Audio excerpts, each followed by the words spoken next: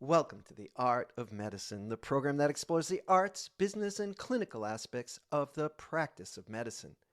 Today's guest is a fellow neurologist, Dr. Robert Friedland, professor of neurology and neurobiology at the University of Louisville School of Medicine in Kentucky. Dr. Friedland is also author of the new book, The 4 Factors That Impact How You Age. Personally, I wasn't all that interested in the aging process until I started getting letters from AARP and Medicare. So I thought this might be a good time to learn more about it. Dr. Friedland describes aging as a, quote, wonderful opportunity, unquote. And I think he's going to have some tips for us lucky enough to participate in the aging process. But before we get started, I'd like to thank our sponsor, locumstory.com. If you are considering locum tenens either full-time or on the side, you probably have a question or two, or 20. Fortunately, locumstory.com has the answers you need. It's packed with unbiased information and advice from physicians. Locumstory.com has nothing to sell. It's simply an information resource. You'll find super handy tools that let you see locum tenens trends for your specialty and compare different locums agencies. There's even a quiz to help you decide if locums is right for you. Locumstory.com is the perfect place to start if you want to learn more about locums. That's locumstory.com. And now, without further ado, I'd like to introduce my guest, Dr. Robert Friedland. Welcome. Good morning, Andrew. It's a pleasure to talk with a fellow neurologist. We have a lot in common. And I hope to I bet there's things in common we don't even know about yet that we will reveal as we go along. But tell me a little bit about, what you do now and how that led to writing this book. I graduated medical school in 73 and finished my residency in 77. And I did a fellowship in brain imaging, which was a new field there in the 70s. And they just happened to be working on Alzheimer's disease, which was called senile dementia at that time. And I've been seeing patients since then, which is 45 years. I see healthy people who are worried about their memory and persons who think they have Alzheimer's disease who are correct. They do have it, and people who think they have it and people who don't have it, even though they think they have it. And for all these 40 years, I've been telling people what they need to do to get the best outcome of their condition if they do have it, and what they can do to lower their risk. So this was a rather novel concept in the 80s and 90s, that there was something that they could do, that Alzheimer's disease was not caused entirely 100% by genes. It wasn't just a curse that would fall upon you, which you could not influence in any way. And I had significant resistance to that idea. But there's a lot of work that's gone on in the past 30 years that show there are risk and protective factors. Some of them are not modifiable, like age, and many others are, such as diet and exercise. And I feel it's like a mission I have to educate the community, and including the medical community, to educate them that it matters what we do as we get older. Well, I agree that I think that, it makes sense, right? Healthy living, you're going to have a healthier life. But it's a tough thing to study, right? You can't take 100 people with Alzheimer's and make them run marathons every day, and then 100 people without Alzheimer's. How do you actually prove it? Well, that's a pivotal question. And one of my favorite papers is about 14 years ago. I published a paper about a modest proposal for a study on aging, with apologies to Jonathan Swift, who wrote the most famous satire about a cure of poverty in Ireland would involve eating babies. That was Jonathan Swift's satire. So my satire was, since we want to get a perfect answer to these questions, we need to get 10,000 people to volunteer, and they'll be assigned to different groups. So there'll be 1,000 people who will be assigned a high-fat diet for 40 years. Another group will be assigned a low-fat diet, and then there'll be a smoking group and a head injury group. And any reasonable person would realize that such a study as this cannot be done. But according to Carl Sagan, the absence of evidence is not evidence of absence. So just because we don't have the perfect answer about a double-blind, placebo-controlled randomized trial about whether, well, does it matter if you exercise physically or not? So the honest answer is we don't have the final conclusion to this question. However, we have lots of evidence from our studies we did in Cleveland and others all around the world now that if you're physically active throughout life, it helps you have lower risk of Alzheimer's disease, but also lower risk of stroke and hypertension. Okay, so that's one thing that all of us can do, right? Is Yes. to increase our physical activity. I mean, that's pretty trendy now. I got a step counter in my pocket. I don't take the elevator at work. In fact, the residents always kind of look at me funny. It's like, okay, we're going to the 5th floor. And it's like, well, this is the free exercise program that's provided by the hospital. We've got these staircases. And I don't know how much that accomplished, but it's sort of it's moving in that, it's sort of a nod, right, to that direction, right? Well, the key to this question is evolution. So we have genes now which were selected in the past 100,000 years of human evolution. These genes we have were not selected in the last 50 years, right? So we don't have genes to help us to move our thumbs along the iPhones or to deal with Zoom, right? We can do it because we're adaptable animals. But the genes we have were selected because they were good for us for the past 100,000 years when we were living in a completely different environment. I mean, a different lifestyle. So 10,000 years ago, everyone was physically active. If you weren't physically active, you were finished. We didn't have plumbing, and we didn't have refrigerators. We didn't even have agriculture till 10,000 years ago. So our genes are designed, so to speak, for an active lifestyle. If you want dinner, you gotta go find it. That's right, exactly. So that we have no couch potato genes. All right, so that's one, exercise. What else can somebody who's either young or maybe getting older or maybe sees a friend with Alzheimer's or a family member and is starting to worry about this? And right, before you answer that, tell me, is it too late? I say hypothetically, I was 67 years old and I've got a brother who's 70 and he's got Alzheimer's. Is it too late for me to do anything about it? For me?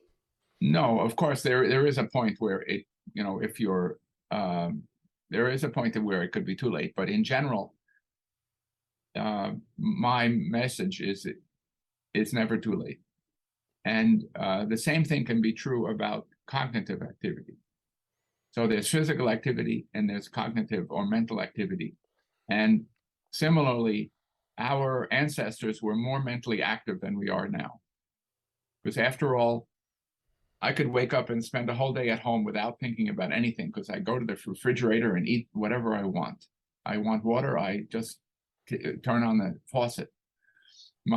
Our ancestors 10,000 years ago, again, they had to pay attention when they went to get water from a river. They better not do it at the wrong time when the lions and the tigers and the alligators and crocodiles and snakes and so on. So they needed to pay attention to the natural world. I mean, we should do that also, but we really don't have to as much as our ancestors did. So the the genes we have are adaptable for a physically and mentally active life. Well, I'd like to argue that practicing as a neurologist is a mentally active activity. Do you agree? Yes, but it does depend about on what level you practice. So just showing up at work, that's not enough. Really have to pay attention and check those journal articles. Right. And this is a good place to mention a key word here is diversity. So it's good to have diverse physical activities and diverse mental activities. I mean, neurology is by nature is diverse. Each patient is a different problem. But there are people who will play one video game, and that's it. That video game, that's it, and they'll play it for hours. That probably is not that good for the brain. For physical activity, it's good to do aerobic and strengthening and stretching. All three. It's not, in my opinion, not enough to like ride the exercise bicycle every day for half an hour, and that's all. You also want to build muscles and enhance the health of your bones. I'm not saying you need to be a bodybuilder, but even 80-year-old woman can lift weights this much. Why? What good is it? It's good for the muscle and bones and ligaments and tendons and the brain, and it is valuable to enhance fitness. So a key concept of my book is we need to be resilient. Aging is accompanied by declines in every body system.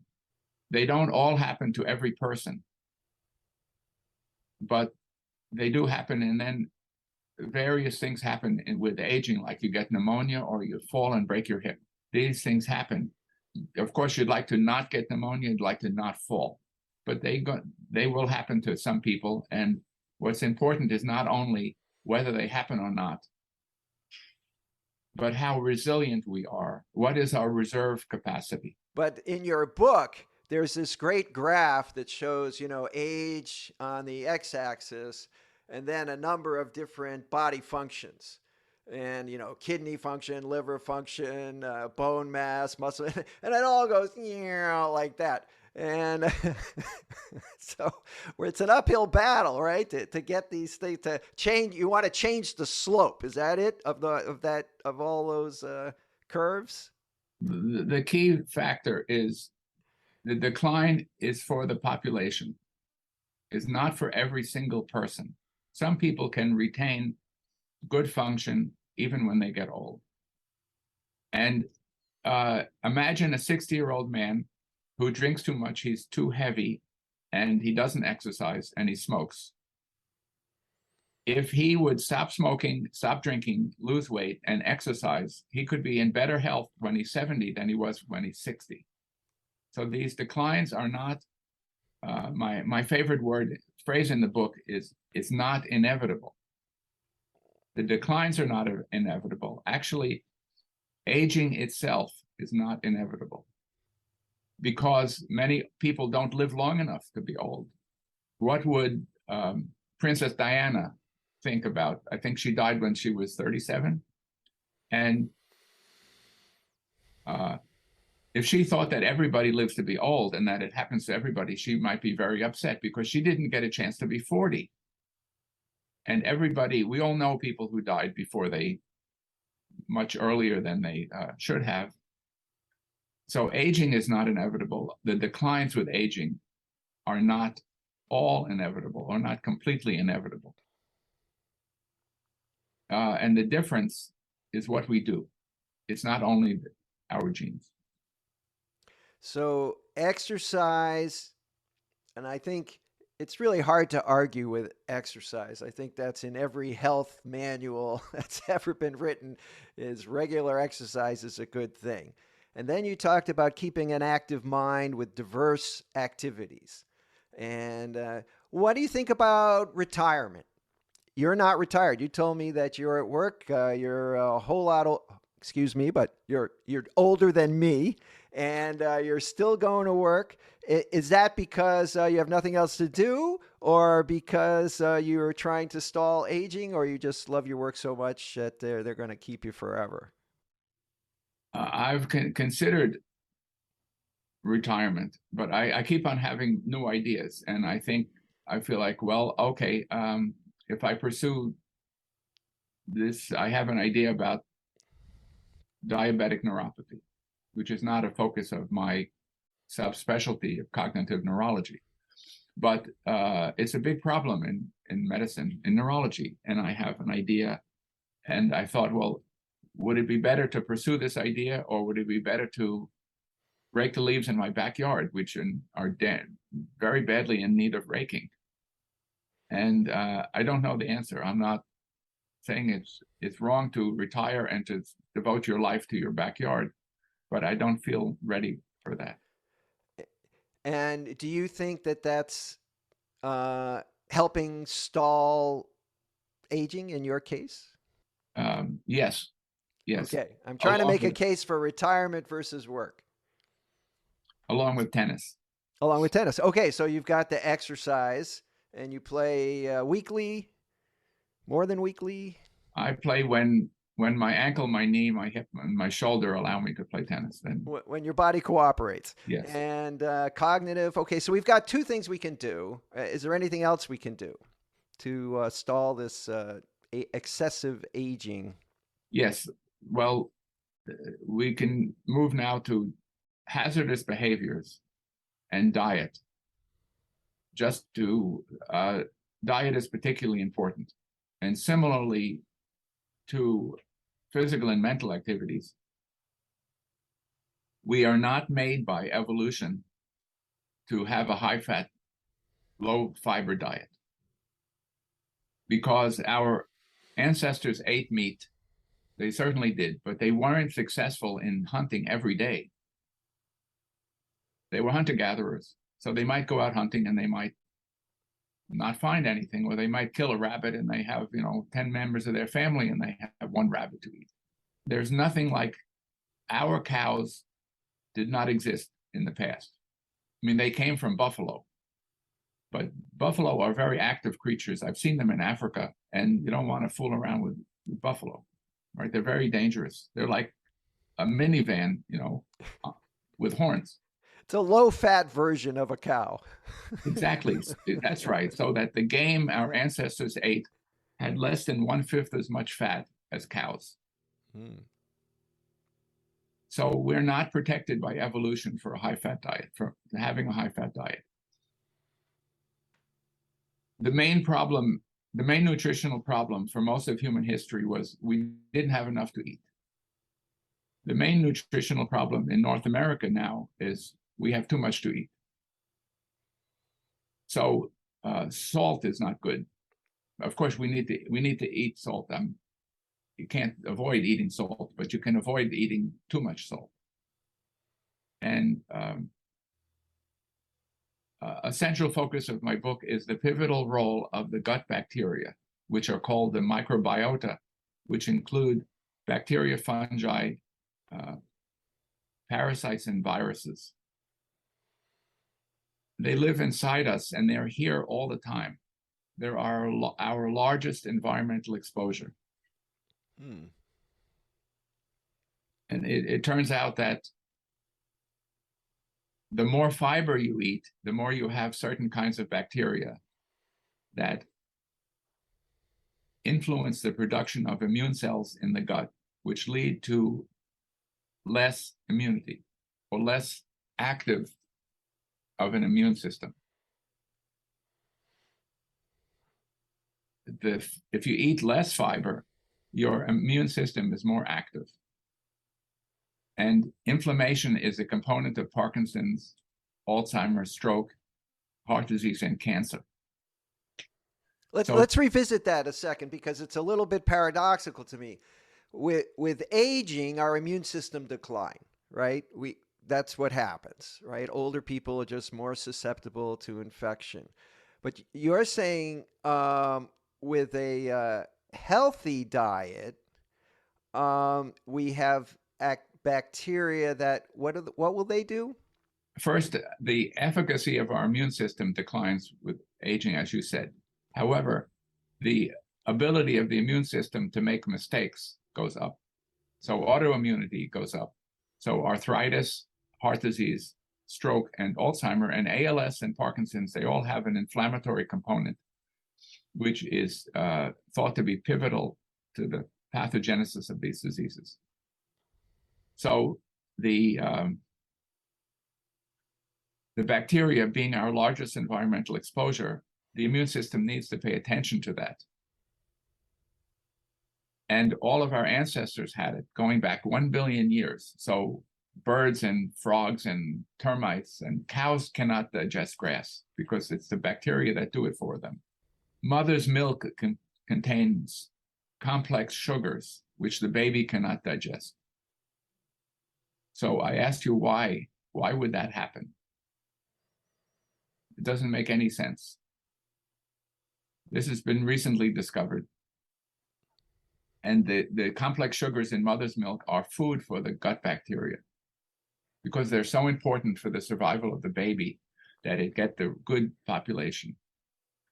But the bacteria are such a threat to our survival because there's so many of them, 1 kilogram of living organisms inside our body. The immune system pays attention to it. And the bacteria evolved with us. So the bacteria evolved the capacity to enhance our tolerance of them. This is why they're so tied to what's called the education of the immune system. So that if you eat a lot of meat, you have a more inflammatory immune system, which is not good. And this is linked to obesity as well. But there are lots of studies that show a plant-based diet is better for your health. And the plant-based diet will cultivate different bacteria? Yes. So a 16-ounce steak has no fiber, 0 fiber. And fiber is needed by the gut bacteria to make these anti-inflammatory cells called regulatory lymphocytes. Okay, so that's what we need. So we need more anti-inflammatory, more active immune system that's making anti-inflammatory. Right. And going back to the evolutionary argument, our ancestors ate much more fiber than we do because they ate root vegetables and mostly plants. 1 cup of cooked kidney beans have 10 grams of fiber, which is a lot. And a hamburger doesn't have any, except maybe for the bun. So steak and beans might be a good pairing. The problem there is the steak is occupying a place on your plate, which would be better suited for okra or corn or peas or beans or something else. All right. It's a tough sell, but point taken.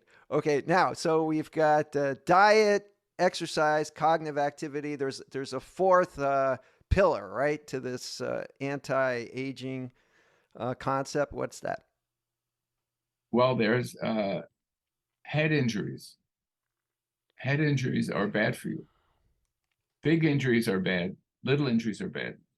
It's actually true that the brain is protected by a system of membranes and ligaments so that repetitive injuries to the head are not transmitted to the brain, and the brain is protected from multiple head injuries. This is true, but only in woodpeckers.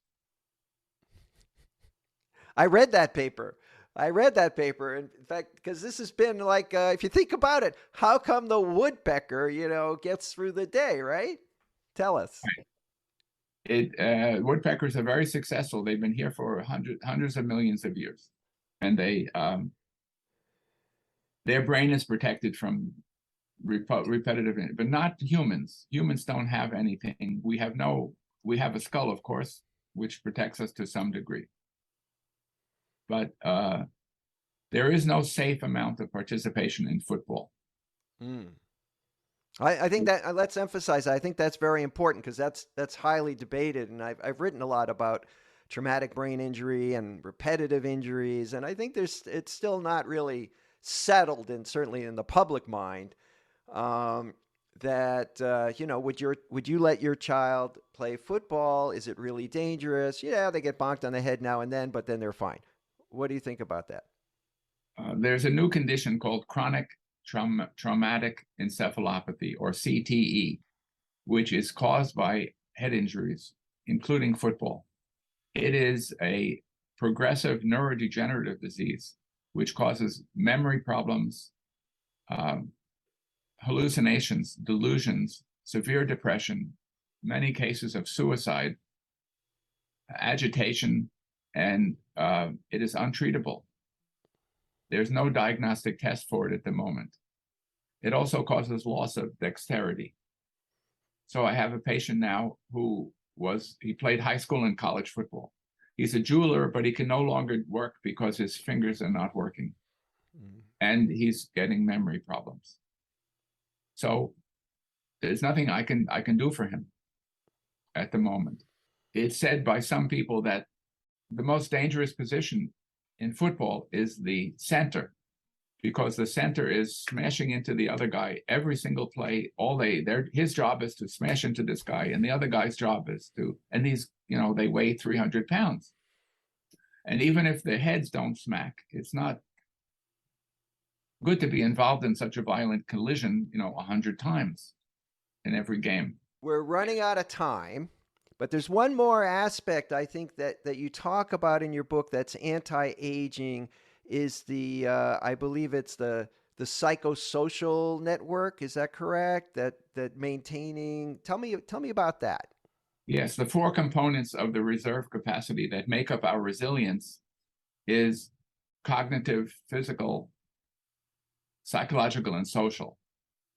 So it is protective against decline with aging to be involved with family and friends, and to have managed your own psychological state so that you can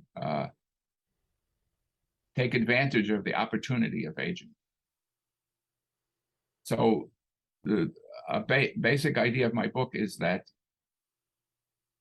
if you see aging as a curse, if you think, oh God, I used to be able to do this, I used to do that, and now my cousin died. I was so close to my cousin, and he's gone, and so on. These declines, I can't do this, I can't do that. If you could possibly consider it from a different vantage point, that the opportunity to be old is not given to everyone. So I talk about a 94-year-old patient I had who was complaining about his knees, and he couldn't do this, he couldn't do that. And I told him that 92% of people who were born 94 years ago, of men, had already died. And if I had 100 94-year-old persons, more than half of them would be in a nursing home. So he needed to consider the relative beneficial or fortunate condition of his aging, which presents him with an opportunity to do things, opportunity to do the best he can in that environment, in that situation. So it's the cup is half full, not 3/4 empty. Or you have the wrong cup. Okay. Dr. Friedland, this has been very enlightening. Where can we find your book? Well, thank you. It's available on Amazon, and there's a Kindle version. And it's called The 4 Factors That Impact How You Age. The first word is unaging, the 4 factors that impact how you age. Well, Dr. Friedland, I want to thank you very much for sharing your extensive experience with aging and how to do it gracefully and productively. Thanks for appearing on The Art of Medicine. Thank you very much, Andrew. Finally, many thanks to the Art of Medicine's wonderful sponsor, locumstory.com. If you're interested in learning more about locum tenens or considering a new full-time position, please go to locumstory.com. That's locumstory.com.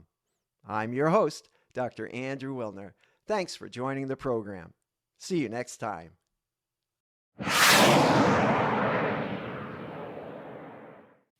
This program is hosted, edited, and produced by Andrew Wilner, MD, FACP, FAAN. Guests receive no financial compensation for their appearance on the Art of Medicine. Andrew Wilner, MD, is Associate Professor of Neurology at the University of Tennessee Health Science Center, Memphis, Tennessee. Views, thoughts, and opinions expressed on this program belong solely to Dr. Wilner and his guests and not necessarily to their employers, organizations, or other group or individual. While this program intends to be informative, it is meant for entertainment purposes only. The Art of Medicine does not offer professional financial, legal, or medical advice. Dr. Wilner and his guests assume no responsibility or liability for any damages, financial or otherwise, that arise in connection with consuming this program's content. Thanks for watching. For more episodes of The Art of Medicine, please subscribe.